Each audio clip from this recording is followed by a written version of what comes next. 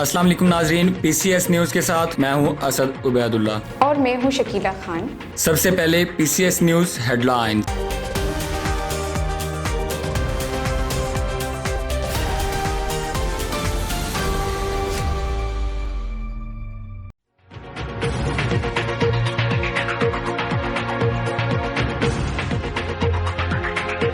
Kalat Mir Ahmed Khan press club کو فعال کرنے کے لیے قلات کی سیاسی پارٹی اور عوام کردار ادا کرے۔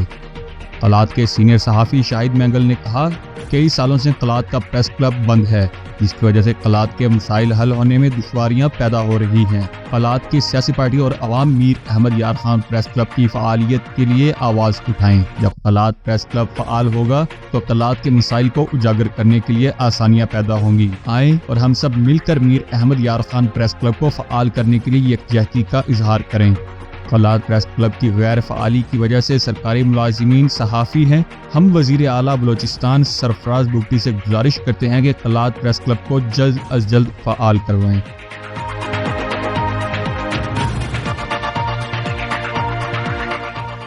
پاک سول سولجر آرگنائزیشن کی ٹیم کا ایک اور احسن قدم۔ چیئرمین پاک سول سولجر آرگنائزیشن حاجی تاج محمد خان کی خصوصی مشن کی روشنی میں صدر ہزارہ ڈویژن مشتاق حسین کی ہدایت پر صدر ایبٹ آباد پاک سول سولجر آرگنائزیشن الیاس شاہ نے نیو کیپٹل فلور ملز کے تعاون سے مستحق گھرانوں میں آٹے کے تھیلے تقسیم کیے۔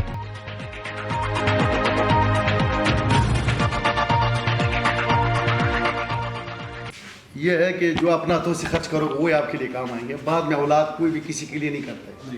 یہ تو آپ لوگوں نے خود بھی دیکھا ہے، یہاں پہ ہزاروں ایکڑ کا مالک ہے، فوت ہو چکا ہے، لیکن میں نے تو نہیں دیکھا ہے کہ کسی کا یہاں پیچھے خیرات کیا ہوگا یا کسی کو جو ہے نا یہاں پہ غریبوں کو بلایا ہوگا کہ اس کو زکوٰۃ دیا ہوگا۔ اس رمضان المبارک کے مقدس ماہ میں اپنے ساتھ ساتھ غریب اور بے سہارا لوگوں کا بھی خیال رکھیں۔